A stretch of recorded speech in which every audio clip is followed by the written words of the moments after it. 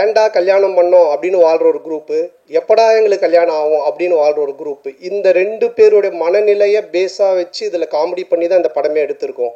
So இன்றைக்கி ரொம்ப கன்ஃபியூஷனில் தான் இருக்காங்க யங்ஸ்டர்ஸ் எல்லாருமே. அப்துல் கலாம் ஐயா சொன்னாங்க கனவு காணுங்க அப்படின்னு. ஆனால் இன்றைக்கி இருக்க பசங்க ட்ரீமை பற்றி எங்கே யோசிக்கிறானுங்க? ட்ரீம் 11 எந்த டீமு காசு கட்டினா காசு வருன்றதை பற்றி தான் அதிகமாக யோசிச்சுன்னு இருக்கானுங்க. ஸோ அதுக்கப்புறமா வாழ்க்கையோட ஸ்டேட்டஸை பற்றியே யோசிக்கிறதில்ல. வாட்ஸ்அப்பில் என்ன ஸ்டேட்டஸ் போட்டால் நம்ம கெத்தாக இருக்குன்னு தான் யோசிச்சுட்டு இருக்காங்க. ஸோ இப்படிப்பட்ட ஒரு மனநிலையில் இன்றைக்கி இருக்க ஒரு சுச்சுவேஷனில் இருக்கிற ஒரு 90s கிட்ஸ் ஆகட்டும், இல்லை 2K கிட்ஸ் ஆகட்டும், இவங்களோட லைஃப் ஸ்டைல் எப்படி இருக்கும் அப்படின்ற ஒரு பேஸ் தான் இந்த படத்தினுடைய கதையே. ஸோ இதை ஒரு ஃபேமிலி ட்ராமாவாக ரொம்ப அற்புதமாக பண்ணியிருக்கோம்.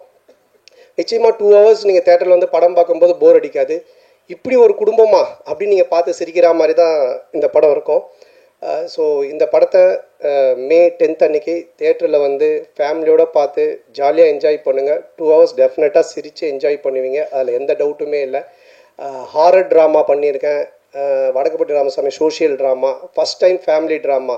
ஒரு மேரேஜான ஒருத்தன், ஒரு மாமனார், மச்சான், ஒய்ஃபு, மேனேஜர், இந்த டார்ச்சரில் அவன் என்ன மாதிரிலாம் வாழ்கிறான் அப்படின்றது எனக்கே ஒரு புதுசான ஒரு விஷயந்தான். ஸோ லாஜிக்கை மறந்துட்டு மேஜிக் தான். வந்து 2 hours நல்லா சிரிக்கலாம், வந்து பார்த்துட்டு என்ஜாய் பண்ணுங்கள். அப்புறம் இந்த எல்லா படத்துக்கும் எனக்கு தொடர்ந்து சப்போர்ட் பண்ணிகிட்டு இருக்கிற பத்திரிகை ஊடக நண்பர்கள் மற்றும் என் உயிரினும் மேலான என் அன்பு சொந்தங்களாகிய ரசிகர் மன்றங்கள் வச்சிருக்க அனைவருக்கும், MKS குமரல் அவர்களுக்கும் இந்த நேரத்தோட மனமார்ந்த நன்றி. மற்றும் என்னோடய டீம் முருகன், ஆனந்த், சேது, குணா மாம்ஸ், விஜய், சுந்தர், ரமேஷ், ராஜ், பரத், கிஷோர், அப்புறம் என்னுடைய makeup artist Khushi and hair stylist Gagan and Mahesh, Ilango, Bharath, Ashok, Anand, வாசண்ணா எல்லாருக்கும் இந்த நேரத்தோட மனமார்ந்த நன்றி தெரிவிச்சுக்கிறேன். ரொம்ப நன்றி. தேங்க்யூ. தேங்க்ஸ். எல்லாருக்கும் வணக்கம். ரொம்ப சந்தோஷமாக இருக்குது அகைன் என்னுடைய படத்து மூலமாக எல்லோரையும் சந்திக்கிறதுல. வாங்க நிக்கில் முருகன் சார். இல்லை எல்லோரும் உங்களை பற்றியே சொல்கிறாங்க. ஹீரோயின் வேறு சொன்னாங்க, இங்கே நான் தான் நீங்கள் தான் சொன்னீங்களா. ஆனால் இன்றைக்கி இவருடைய சிரிப்பு பார்க்க சந்தோஷமாக இருக்குது. நேற்று சிங்கத்தை சதிச்சிட்டிங்களாப்பா. நேற்று ஃபுல்லாக பாட்டு பாடினிருந்தார். நான் என் வீட்டு கண்ணு குட்டி என்னோட இன்னைக்கு தான் விபூதியெல்லாம் வச்சுக்கிட்டு சாந்தமாக ஓம் நம சிவாய எல்லாரும் நல்லா இருக்குன்னு வந்திருக்காரு. சந்தோஷம். நேற்று ஃபுல்லாக ஆமாம் வெட்டிங் டே 29வது கல்யாண நாள் சார். வாங்க அதுக்கெல்லாம் ஒரு தடவை கை தறிடுவோம். ஆனால் நேற்று எல்லாரும் சேர்ந்து செஞ்சிட்டிங்க. அவர் நேற்று அந்த பாட்டிலே தான் இருந்தார். அப்படிங்களா? யாரோ ஒருத்தவங்க என் வீட்டு கண்ணுக்குட்டின்னு பாடிட்டு இருந்தார். அதுக்கு முன்னாடி இந்த படத்தில் நடித்த அருமை என்னுடைய நண்பர், என்னுடைய குடும்பத்தில் ஒருத்தர் லுலுசபா சேஷு, அவர் காலமாயிட்டார். ஸோ அவருக்காக ஒரு நிமிஷம் மட்டும் ஒரு மௌனம் அஞ்சலி செலுத்திக்கலாம்.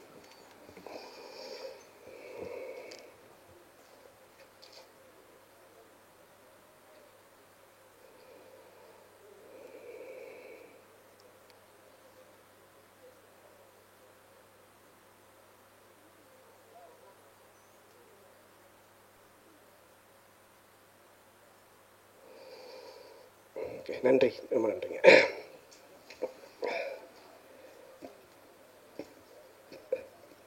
இங்கே நான் தான் கிங்கு. இந்த படத்துடைய டைட்டில் வச்சு பார்த்தீங்கன்னா ஒரு என்ன சொல்கிறது, படையப்பா படத்தில் ஒரு டைலாக் வரும். மாப்பிள்ளை அவர் தான், ஆனால் அவர் போட்டிருக்க வேட்டி சட்டை எந்த அப்படின்வாங்க.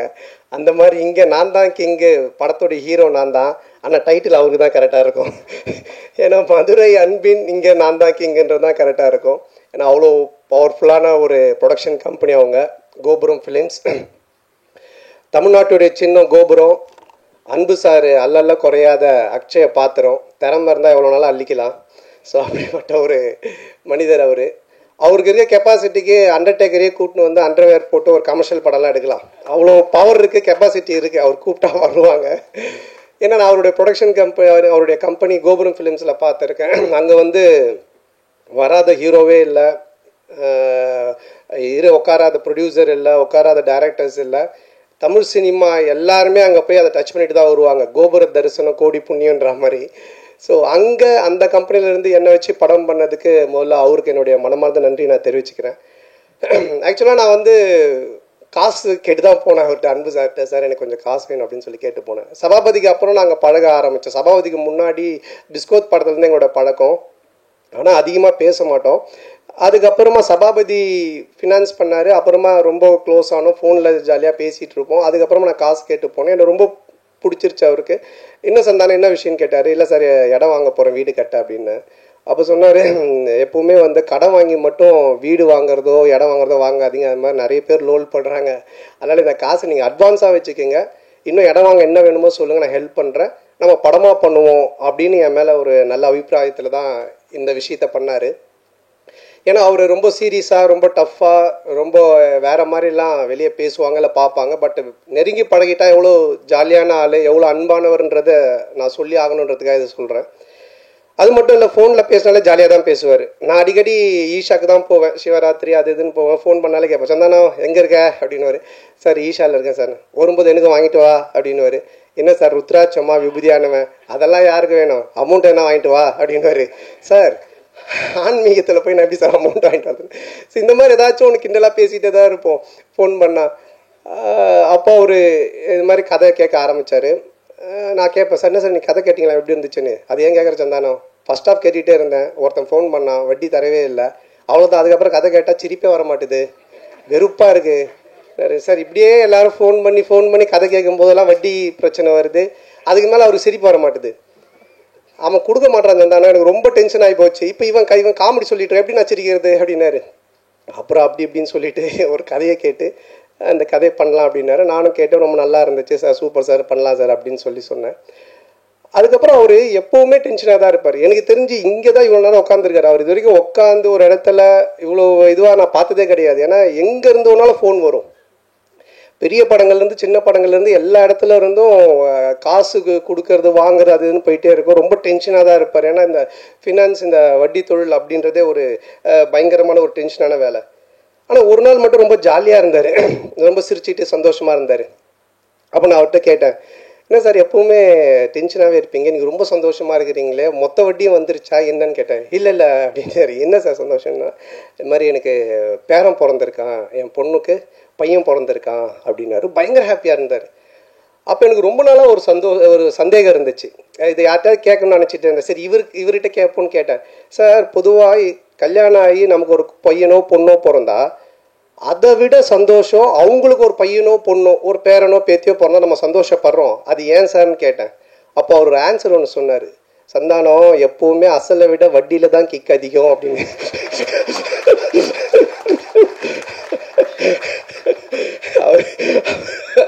இந்த மாதிரி நிறைய ஃபோனில் நாங்கள் பேசி பஞ்சோம் சார்.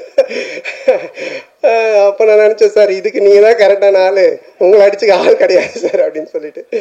ஸோ அப்படிப்பட்ட ஒரு ஜாலியான மனிதர். ஸோ அவரோட சேர்ந்து இந்த படம் பண்ண ரொம்ப சந்தோஷமாக இருக்குது.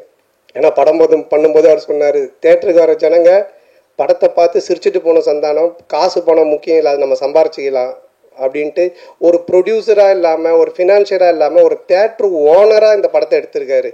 ஆடியன்ஸ் தேட்டருக்கு வரவங்க சிரிக்கணும் ரசிக்கணும் அப்படின்னு சொல்லிட்டு. அதே மாதிரி இந்த படமும் நல்லா வந்திருக்கு. இந்த படத்தை எடுக்கிற பொறுப்பை அவருடைய டாட்டர் சுஷ்மிதா அவங்ககிட்ட கொடுத்துருக்காரு. அவங்களுக்கு என்னுடைய வாழ்த்துக்கள். இந்த ஃபஸ்ட்டு படம், அது என்னுடைய படத்து மூலமாக அவங்க ப்ரொடியூசராக வர்றது எனக்கு ரொம்ப பெருமையாக இருக்குது. பொதுவாக நிறைய பொண்ணுங்க பார்த்தீங்கன்னா ஆன்லைனில் கண்டதையும் ஆர்டர் பண்ணி அப்பா காசை கறியாகிற பொண்ணுங்க இருப்பாங்க. ஆனால் சில பொண்ணுங்க அப்பா கொடுக்குற காசை சேர்த்து வச்சு பிரயோஜனமாக ஒன்று பண்ணுவாங்க. அதில் செகண்ட் கேட்டகரி தான் நம்ம ப்ரொடியூசர் சுஷ்மிதா. ரொம்ப பொறுப்பாக எங்கே செலவு பண்ணணும், எப்படி பண்ணணும், இதை எப்படி ப்ரொமோட் பண்ணணும், இந்த படத்தை எடுத்துகிட்டு போய் எப்படி சேர்க்கணும் அப்படின்றதுல ரொம்ப கவனமாக ரொம்ப டெடிக்கேஷனாக பண்ணுறாங்க. ஸோ அவங்க ஒரு மிகப்பெரிய ப்ரொடியூசர் லிஸ்ட்டில் கண்டிப்பாக நிற்பாங்க. ஸோ அவங்களுக்கு என்னுடைய நன்றி. அண்ட் தென் இந்த படத்தினுடைய மியூசிக் டைரக்டர் இமான் சார், அவர் என்ன மாதிரி தான் ஒரு ஆன்மீகவாதின்றதை விட ஒரு கடவுள் பக்தி உடையவர். எல்லாமே ஆண்டவர்னு தான் சொல்லிட்டு இருப்பார். எப்படி ஒரு சாப்பாட்டுக்கு சால்ட்டு முக்கியமோ அது மாதிரி ஒரு படத்துக்கு சாங் ரொம்ப முக்கியம். அந்த சாங் ஹிட்டுனாலே அது ஒரு 60% ஹிட்டான ஃபிலிம் அப்படின்ற ஒரு லிஸ்ட்டில் போய் ஏறிடும். அதுலேயும் அந்த ஆல்பமே ஹிட்டுனா ஒரு 80% அந்த படம் ஹிட்டு அப்படின்ற மாதிரி தான். ஸோ அது மாதிரி இமான் சார் ரொம்ப அற்புதமான சாங்ஸ் போட்டு கொடுத்துருக்காரு. நான் மெலோடி ஒன்று இருக்குது அப்படின்னு சொன்னார் அன்பு சார் என்கிட்ட. அப்போ நான் கேட்டேன், சார் அதை நான் எப்படி சார் பண்ணுறது, அதெல்லாம் எனக்கு வரவே வராது சார், ஏதோ ஆடுறது அதுனா கூட பரவாயில்ல சார்னு. அப்புறம் இல்லை நீங்கள் நல்லா வரும்னு இமான் சாரும் சொன்னாங்கன்னு. இது வரைக்கும் நான் ஹீரோவாக பண்ண படங்கள்லேருந்து வேற ஒரு டைமென்ஷனில் என்னை கொண்டுட்டு போன பெருமை இமான் சாருக்கு தான் சேரும். ஸோ அவர் கொடுத்த அந்த ஒரு மியூசிக்கோடைய ஒரு ஸ்ட்ரென்த்து தான் இதை என்னை ஒரு மாதிரி பண்ண வச்சுது. அதை ரொம்ப பியூட்டிஃபுல்லாக கல்யாண் மாஸ்டர் எடுத்தாங்க. மற்ற 2 சாங்கும் பாபா பாஸ்கர் சார் எடுத்தாங்க. ஸோ அவங்களுக்கு இந்த நேரத்தினுடைய நன்றியை தெரிவிச்சுக்கிறேன். அதுக்கப்புறம் இந்த படத்தினுடைய ரைட்டர், நம்ம காஸ்டியூம் பார்த்தாலே உங்களுக்கு தெரியும், இது கச்சேரி கிடைக்காத கசல் சிங்கர் மாதிரி. அதாவது அவர் ரைட்டர்னு தெரியணுன்றதுக்காக இதை எடுத்து தச்சு போட்டுட்டு அவர் பேசிகிட்டே இருக்கும்போது அன்பு சார் சொன்னார், ரொம்ப லென்த்தாக போகுது, ஜிப்பா பிடிச்சி இழியன் சந்தானம் அப்படின்னாரு. இல்லை சார் முடிச்சுட்டேன். இல்லை இவர் பேசுகிற காமெடி மாதிரியே படம் இருக்குன்னு நினச்சிட போகிறாங்கன்னாரு. இல்லை ஆடியன்ஸ் தெளிவாக இருப்பாங்கன்னு. ஸோ அவர் எப்படி இந்த அவெஞ்சர்ஸ் படத்தில் தார் வந்து சுற்றியோடவே சுற்றுவார், அது மாதிரி ஒரு பெட்டியோடையே தான் சுற்றுவார். ஆனால் நீங்கள் அந்த பெட்டி மிஸ்ஸிங் எங்கே சார்? இங்கே வண்டியில் இருக்கா? ஓகே. அதுலேருந்து தான் அந்த ஸ்கிரிப்டு பஞ்சஸ் எல்லாத்தையும் எடுப்பார். நல்ல ரைட்டர். என்னென்னா அவர் பார்க்காத தமிழ் சினிமாக்களே கிடையாது, அவ்வளோ படங்களை பார்த்துருக்காரு. ரொம்ப நல்ல ஒரு கதையை, அற்புதமான கதையை இதில் கொடுத்துருக்காரு. அதுக்கு director Anand, India Pakistan director. அநேகமாக அடுத்தது உக்ரைன் ரஷ்யான்னு எடுப்பாருன்னு நினைக்கிறேன். அதுக்குள்ளே நாங்கள் ஒரு ஃபேமிலி சப்ஜெக்ட் ஒன்று பண்ணுங்க சொல்லி கூப்பிட்டு வந்திருக்கோம். ரொம்ப நல்லா டைரக்ட் பண்ணியிருக்காரு. இந்தியா பாகிஸ்தானில் ஒரு ஃபேமிலி, ஒரு எமோஷன்ஸ், அதில் காமெடி இருக்கும். அதே மாதிரி இதுலேயும் எனக்கு ஒரு எமோஷனும் வச்சுருக்காரு, ஒரு ஃபேமிலி ட்ராமாவும் அழகாக செட் பண்ணியிருக்காரு.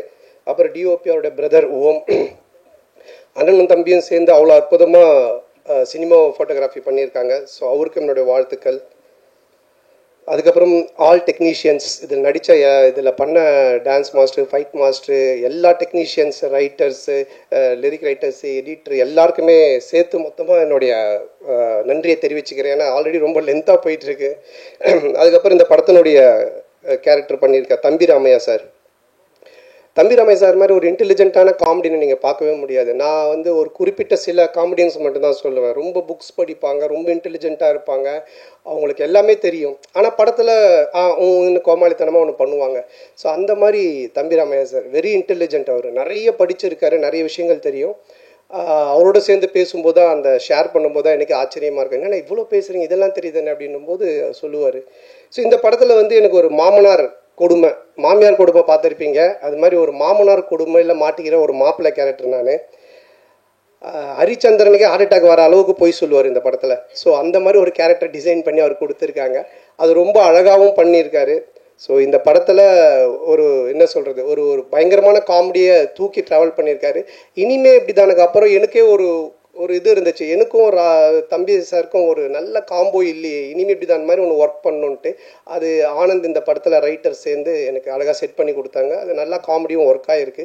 ஸோ அவருக்கும் என்னுடைய நன்றி தெரிவிச்சுக்கிறேன். அப்புறம் மச்சான் கேரக்டர் பாலான்னு, ஒரு இரிட்டேட்டிங்கான மச்சான், வீட்டை விட்டு எப்படா அவன் போவான்ற மாதிரி ஒரு கேரக்டரு. அதுக்கப்புறமா ஹீரோயின் நம்ம சேலத்து பொண்ணு. அவங்க ஃபஸ்ட்டு ஸ்டார்டிங்கில் தான் எனக்கு தெரியாது, ஏதோ பாம்பேலேருந்து தான் கூப்பிட்டு வந்திருக்காங்கன்னு நினச்சேன். நான் சரியாக பேசலனால இங்கிலீஷில் பேசிகிட்டு இருந்தேன். அப்புறம் தான் அவங்க சொன்னாங்க, சார் நான் சேலம் சார், நம்ம சேலத்து பொண்ணு சார்னாங்க. அவங்க ரொம்ப அற்புதமாக நடிச்சிருக்காங்க. ஸோ மாமனார், மச்சான், அப்புறம் ஒரு ஒரு அழகான, அதே டைமில் ஒரு குட்டி குட்டியான விஷயங்கள் பண்ணக்கூடிய ஒரு மனைவி கேரக்டரு. அதுக்கப்புறமா மேனேஜராக விவேக் பிரசன்னா பண்ணியிருக்காரு. ஸோ இவங்க எல்லாருமே அதில் இருக்காங்க. அதுக்கப்புறம் என்னுடைய படம்னாலே ஒரு ஃபேமிலி காம்போ பேக்குன்னுவாங்க. இந்த பர்கர், பீஸாலாம் வாங்கினா கூல்ட்ரிங்க்ஸு, ஃப்ரெஞ்சு ஃப்ரைஸ் இதெல்லாம் தருவாங்க ஃப்ரீயாக. அந்த மாதிரி என்னுடைய படம் அப்படின்னு சொன்னாலே மாறன், சேசு, கூல் சுரேஷ், முனிஷ்காந்த், இப்படி எல்லாருமே இருப்பாங்க, ஆண்டனி, மனோபாலா எல்லாருமே. ஸோ அவங்க எல்லாருமே இதில் இருக்காங்க. அவங்களுக்கும் சரியான ஒரு கேரக்டர் எழுதி காமெடி பண்ணியிருக்காங்க. அப்புறம் கூல் சுரேஷ், யார் அவனை தடுக்கிறது வளர்ச்சியை, அது யாருங்க அந்த 2 பேர், அவனை விட்டுருங்க, நீங்கள் தடுக்க பாருங்க. இப்போ சொந்தமாக கட்சியெல்லாம் ஆரம்பிச்சிட்டான், அவனை ஃப்ரீயாக விட்டாலே அப்படியே இருப்பான். நீங்கள் தடுக்க தான் எதனா ஒன்று பண்ணிட்டு இருப்பான். ஸோ அவன் என்னோடய படங்கள் எல்லாத்துலேயுமே இருப்பான், என்னோட நண்பன். ஸோ இதுலேயும் நல்லா பண்ணியிருக்கான். அதுக்கப்புறமா கட்ட குஸ்தி டைரக்டர் செல்லா, அவருக்கும் இந்த நேரத்திலுடைய மனமார்ந்த நன்றி. ஒரு ஹிட் படம் கொடுத்துட்டு, காமெடி ஜானர் படம் கொடுத்துட்டு, இதுலேயும் டிஸ்கஷனில் உட்காந்து நிறைய காமெடி சீன்ஸுக்கெலாம் ஒர்க் அவுட் பண்ணி கொடுத்தாரு. ஸோ அவருக்கு என்னோடய மனமார்ந்த நன்றி. அப்புறம் இந்த படத்தில் ஒர்க் பண்ண அனில், மலையன் கோபி, செந்தில் சார் மற்றும் அந்த டீம், ப்ரொடக்ஷன் டீம் எல்லாருக்குமே என்னுடைய மனமார்ந்த நன்றி தெரிவிச்சுக்கிறேன். இப்போல்லாம் நீங்கள் பார்த்தீங்கன்னா, இப்போ இந்த படமே பார்த்தீங்கன்னா 90s கிட்ஸை பேஸ் பண்ணி தான் எடுத்திருக்கோம். என்ன விஷயம் அப்படின்றத நீங்கள் பார்த்தீங்கன்னா, உலகத்திலே 2 பிரச்சனை உள்ள ஆளுங்க தான் இருக்காங்க. ஒன்று ஏன்டா கல்யாணம் பண்ணோம் அப்படின்னு வாழ்கிற ஒரு குரூப்பு, எப்படா எங்களுக்கு கல்யாணம் ஆகும் அப்படின்னு வாழ்கிற ஒரு குரூப்பு. இந்த ரெண்டு பேருடைய மனநிலையை பேஸாக வச்சு இதில் காமெடி பண்ணி தான் இந்த படமே எடுத்திருக்கோம். ஸோ இன்றைக்கி ரொம்ப கன்ஃபியூஷனில் தான் இருக்காங்க யங்ஸ்டர்ஸ் எல்லாருமே. அப்துல் கலாம் ஐயா சொன்னாங்க கனவு காணுங்க அப்படின்னு. ஆனால் இன்றைக்கி இருக்க பசங்க ட்ரீமை பற்றி எங்கே யோசிக்கிறாங்க? ட்ரீம் 11 எந்த டீமு காசு கட்டினா காசு வருன்றதை பற்றி தான் அதிகமாக யோசிச்சுன்னு இருக்கானுங்க.